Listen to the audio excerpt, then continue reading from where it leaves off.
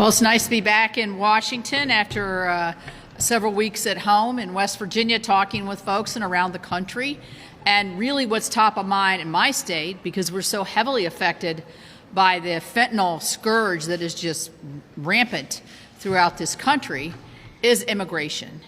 And the 10 million plus people who are now in this country because of the failed Biden-Harris policies.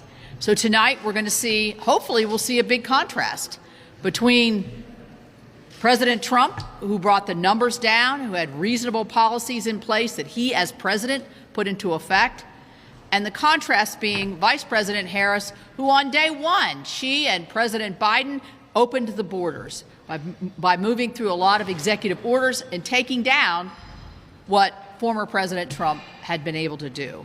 So we've heard in 2020, she said the border was a complete waste, the border wall is a complete waste of money.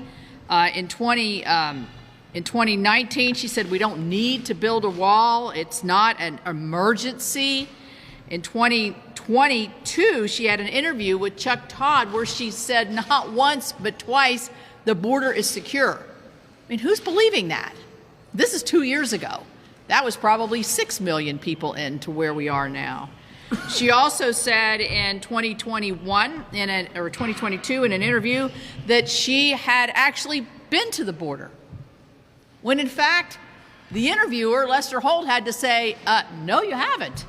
And she says, well, I haven't been to Europe either. I mean, what a flippant answer to a very serious question.